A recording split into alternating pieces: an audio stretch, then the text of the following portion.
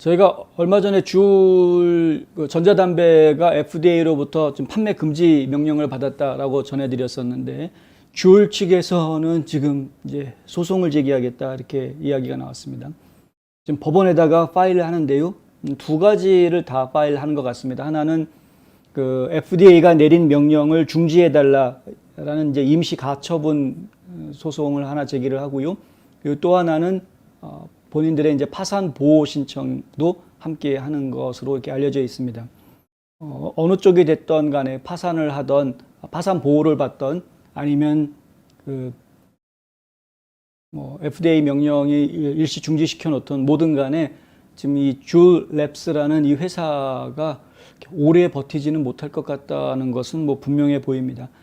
회사 측에서는 굉장히 지금 억울한 그런 억울하다라는 심정들을 이야기하고 있는데요. 이번에 FDA의 결정이 일부 경쟁 업체들이 더 큰 시장 점유율과 훨씬 더 높은 미성년자 이용률을 가지고 있음에도 불구하고 청소년 베이핑에 대해 정치적으로 편리해졌을 때 의회의 엄청난 정치적 압력에 따르는 것이다, 이렇게 입장 표명을 합니다. 그러니까 다른 전자담배 회사들이 오히려 더 많은 시장 점유율을 가지고 있고, 청소년 흡연에 사용되는 전자담배도 다른 회사들 제품이 훨씬 더 많은데 왜 우리 회사를 이렇게 희생시키느냐 하는 그 억울함이 지금 배어 나오는 그런 내용이고요. 그리고 또 한 가지 이야기하는데, FDA에서 공식적으로 발표하기 하루 전에 월스트리트저널이 먼저 그 내용을 보도를 했는데 어떻게 그런 일이 있을 수 있느냐 하는 부분도 지적하고 있습니다. 그런데 더 게이트웨이 푼딧은 바이든이 아무 이유 없이 담배와 전자담배 산업과의 전쟁을 벌이고 있다. 담배 산업과 왜 바이든이 전쟁을 벌이고 있는 이유가 뭔지 분명치 않다, 이런 지적을 하고 있고요. 이들은 마약 중독자들에게 크랙 파이프를 무료로 나눠주고 있는 바로 그 사람들이다.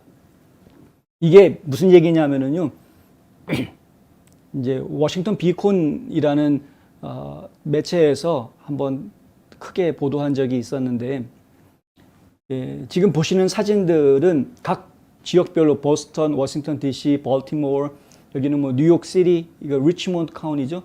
이런 곳들이 마약 중독자들이 마약에서 빨리 이제 헤어나오게 해주고 마약을 끊게 도움을 주기 위해서 이런 그 세이퍼 스모킹 키트라는 이런 키트를 제공을 하고 있습니다. 여기 보면은 이게 담배 피게끔 만들어준 것이고요. 이렇게 불 붙여서 흡입할 수 있게끔 해주는 것인데, 마약을 끊기 위해서 담배 같은 것을 피게 하는 뭐 일종의 요법이라면 요법이고 뭐 그렇습니다.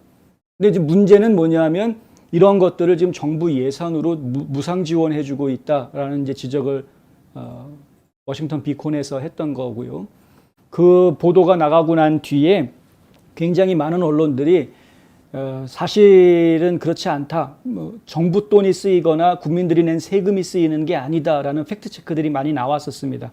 그런데 최근에 또 이 워싱턴 비콘에서는 그런 팩트 체크들 보도들이 나왔음에도 불구하고 실제로는 이렇다라면서 또 아까 보셨던 그런 사진들을 쭉 해가지고 각 도시별로 지금 어떻게 현황들이 일어나고 있는지를 소개를 하고 있는데, 연방정부 차원에서 어떤 뭐 국민들의 세금을 갖다 쓰는 그런 활동이 감지된 것은 아니지만 각 지역별로, 시나 카운티별로 정부 예산을 이용을 해서 무료로 아까 보셨던 그런 크랙 파이프들을 무료로 이 마약 중독자들한테 주고 있는 그런 것은 사실로 확인이 된 그런 상태입니다.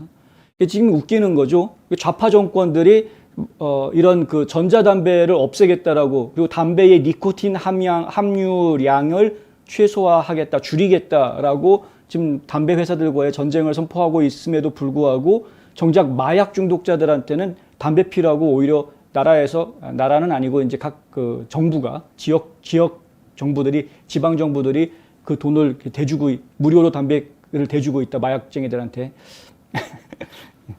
그냥 앞뒤가 안 맞는 지금 그런 일들을 자꾸 벌이고 있다라는 이야기 다시 한번 드리는 것이고요. 근데 하여간 FDA의 입장은 단호합니다. FDA는 이 나라에서 판매되는 담배 제품이 법이 정한 기준을 충족하도록 보장하는 임무를 맡고 있지만 그 제품이 그러한 기준을 충족한다는 것을 입증할 책임은 회사 측에 있다라는 겁니다. 모든 제조업체와 마찬가지로 주울은 자사 제품의 마케팅이 이러한 기준을 충족한다는 걸 증명할 수 있는 증거를 제공할 기회를 가졌는데 그랬는데 그 회사는 그 증거를 제공하지 않았고 대신 우리에게 중요한 질문을 남겼다.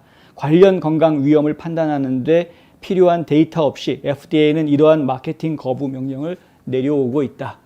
그러니까 뭐 주울한테만 그랬던 게 아니다 이거죠. 사실 그렇습니다. 주울이라는 회사한테만 이런 판매 금지 명령을 내렸던 것이 아니기 때문에 FDA는 늘 해오던 일을 했을 뿐이다. 이렇게 이야기를 합니다.